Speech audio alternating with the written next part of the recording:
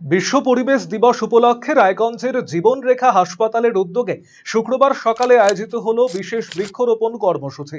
প্রধানমন্ত্রী প্রবর্তিত একটি গাছ মায়ের নামে কর্মসূচির সঙ্গে সামঞ্জস্য রেখে এই উদ্যোগ গ্রহণ করা হয়। জীবনরেখা হাসপাতাল সূত্রে জানা যায়, অনুষ্ঠানে অংশগ্রহণকারীদের হাতে বৃক্ষ চারা তুলে দেওয়া হয় এবং হাসপাতাল কর্তৃপক্ষের তরফে রোপণের উপযুক্ত স্থানও নির্ধারণ করা হয়। প্রত্যেক অংশগ্রহণকারী নিজ নিজ মায়ের প্রতি শ্রদ্ধা এবং ভালোবাসার নিদর্শন হিসেবে একটি করে গাছ রোপণ করেন।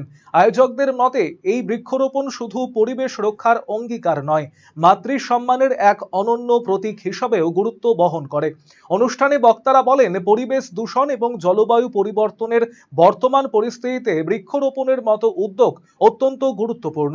সমাজের বিভিন্ন স্তরের মানুষের মধ্যে পরিবেশ সচেতনতা বৃদ্ধি এবং সবুজায়নের বার্তা পৌঁছে দিতেই এই কর্মসূচির আয়োজন করা হয়েছে।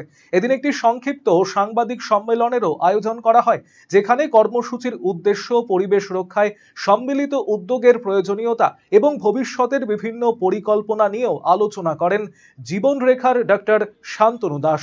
আয়োজকদের আশা, এই ধরনের উদ্যোগ সাধারণ মানুষদের মধ্যে পরিবেশ সংরক্ষণের গুরুত্ব সম্পর্কে আরো সচেতনতা তৈরি করবে এবং আগামী প্রজন্মের জন্য একটি সবুজ ও সুস্থ পরিবেশ গড়ে তুলতে সহায়ক হবে।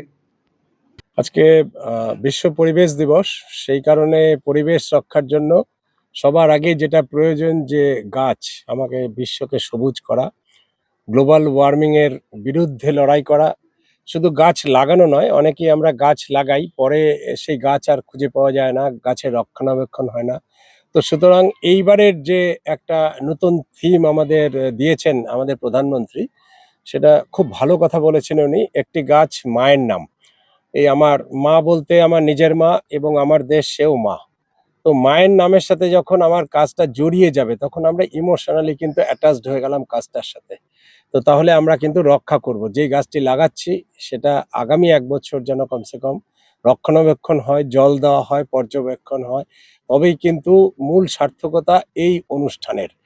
আর জলের সাথে সাথে সাথে আজকে যে গাছের যে অনুষ্ঠান শুরু হলো, কিন্তু আমি তো বলবো যে সারা বছর শুধু গাছ নয়, আরো যেসব জিনিস আমাদের সমস্যা হচ্ছে আমাদের গোটা পৃথিবীতে, জল সংরক্ষণ থেকে শুরু করে ভূগর্ভস্থ যা কিছু আমরা খনিজ বের করছি, তেল বের করছি, তার ব্যবহার সবকিছুর মধ্যে আমাদের একটা হ্রাস টানতে হবে। সেই সচেতনতা সারা বছর ধরে আমরা যদি আমাদের আগামী প্রজন্মকে শিখিয়ে যেতে পারি, তাহলে সেটাই হবে প্রকৃত উদ্দেশ্য এই ধরনের অনুষ্ঠানকে। ক্লাস 12-এর পর আপনি কি আপনার কেরিয়ার নিয়ে চিন্তিত? তাহলে আর চিন্তা নেই। এবার আপনার শহর রায়গঞ্জেই সিকিম মানিপাল ইউনিভার্সিটির তত্ত্বাবধানে অনুষ্ঠিত হতে চলেছে সবচেয়ে বড় কেরিয়ার কাউন্সেলিং কাম গাইডেন্স প্রোগ্রাম মার্গদর্শন, যেখানে উপস্থিত থাকবে বিশ্ববিদ্যালয়ের সমস্ত বিশেষজ্ঞ প্রফেসর। এছাড়াও সকল ছাত্রছাত্রীদের জন্য থাকবে কুইজ কন্টেস্ট, প্যানেল ডিসকাশন এবং কিউএনএ সেশন। নিজেদের কেরিয়ারকে একটি সুনির্দিষ্ট পথে এগিয়ে নিয়ে যেতে আপনাদের সাহায্যার্থে আমরা আসছি আপনার শহরে। 31শে মে 2026, রায়গঞ্জ ইনস্টিটিউট হল, থানা রোড। দেখা হচ্ছে ঠিক সকাল 11টায়। কলকাতার RGM ayurvedic medical college and হাসপাতালের medical officer doctor Somnath Dutta এখন নিয়মিত রোগী দেখছেন রবিবার, সোমবার এবং মঙ্গলবার। দীর্ঘদিনের হাঁটু, কোমর, গাঁট ব্যথা, নার্ভের সমস্যা, পেটের সমস্যা, যৌন সমস্যা ও মানসিক সমস্যা সমাধানের নির্ভরযোগ্য প্রতিষ্ঠান রায়গঞ্জ স্কুল রোডের লোকনাথ আয়ুর্বেদিক ঔষধালয় ও রায়গঞ্জ LIC মোড়ের লোকনাথ আয়ুর্বেদ চিকিৎসালয়। এখানে স্বর্ণপ্রাশন, কাপিং থেরাপি, লিচ থেরাপি ও পঞ্চকর্মার মাধ্যমে চিকিৎসা করা হয়। তাই নাম লেখাতে আজই যোগাযোগ করুন 9434966017 এবং 9153958198।